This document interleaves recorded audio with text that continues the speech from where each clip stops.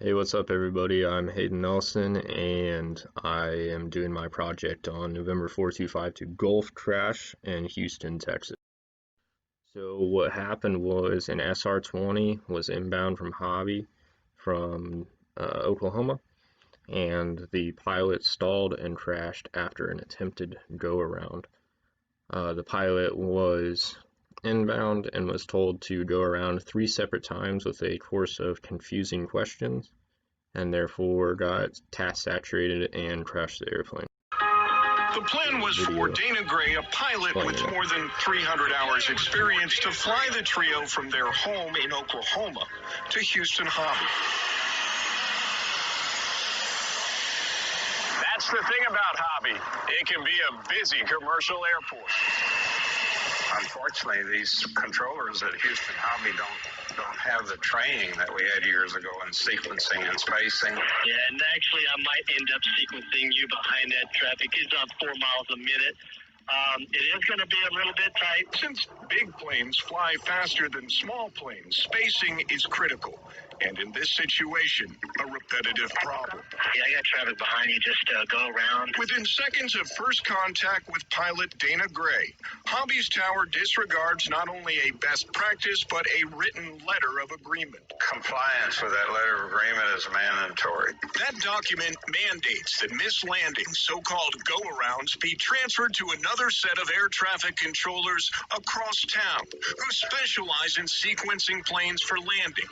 But they didn't do it. They did not have any idea what they were doing.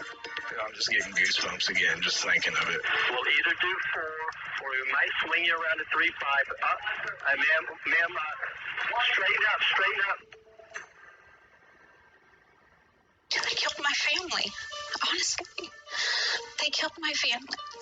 3 separate Hobby air traffic controllers, one of them in training, gave pilot Dana Gray complicated, confusing, even conflicting landing instructions. Make a turn left heading 30 degrees. That's the trainee controller telling Gray to circle back left during her first go-around. But seconds later, a different voice, now the trainer, wonders why she's headed left. Did you want to follow the 737 runway 4?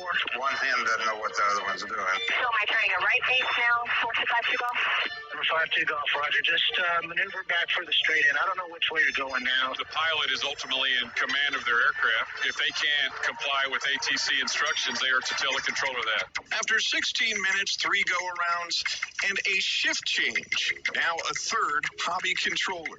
52 Golf, you have runway 35 in sight. The pilot and tower are just unable to come together for a safe landing. Straighten up. She bends that thing over and goes straight into the parking lot. The NTSB faulted both the pilot and Hobby air traffic controllers for the crash that killed the Grays. I didn't understand, the runaround and the directions and why. Still to this day, I'm not sure why. Channel 2 Investigates found an NTSB interview with a Hobby tower manager that sheds light. James Kinkler said, quote, he could not explain recent issues at Hobby, but found some people, quote, weren't engaged like they should have been.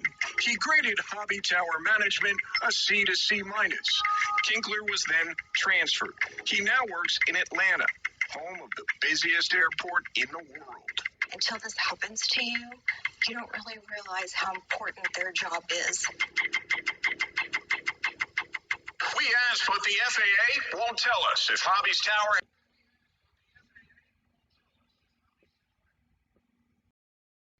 So here's just a aerial view, two-dimensional picture of what her flight path looked like coming into Houston. You can see she's coming in from the west over here, coming in on a normal straight-in approach. And, excuse me, I'm not a pilot, so I might not know some of this terminology.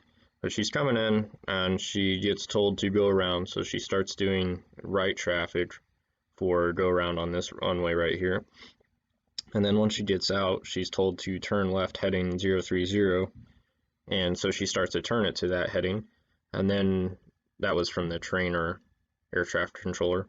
And then the experienced air traffic controller says, I don't know what you're doing. You should turn around and turn right traffic for the same runway. So she turns around, does this weird little loop, and then she's inbound on final for this runway right here. In real life, she was a little too high, and the winds were a quartering tailwind at that point, so she can't lose altitude as easily. She goes around again. So this is a second go around. She's still right traffic. And at this point, a third controller is in talking with her now, and she's right downwind, comes in, turns right base, and comes in for this runway again. And again, she is too high because of the right quartering tailwind. And at this point, she's very nervous. She's lost all of her confidence, and that's partially due to the air traffic controllers and mostly due for her not making a decision. But anyways, she goes around and flies north and tries to make, at this point she was going to try to make left traffic for this runway again, but at that point she stalled. That is just the aircraft landing in the parking lot on the parked car after the stall. And what the main causes were found were she retracted the flaps 3 separate occasions on all 3 go-arounds entirely too slow, between 10 and 15 knots too slow. She reduced power during the climb after she retracted flaps too slow. And ATC, as mentioned in the video, went against a letter of agreement, and she should have just been placed out of the pattern and back into approach control. Some of the factors, she had no assertiveness. You can always tell air traffic control that you are unable to perform a task. She also wasn't found to have an out-of-date flight review, which may have been why she kept retracting the flaps too early. She's not familiar with the plane. And some of these controllers were giving unnecessarily complicated directions during the critical phase of flight. Something else about the SR-20 is that it had a onboard parachute that she rejected to deploy, and that could have saved their life as well. Hence why she needed a better or more in-depth flight review.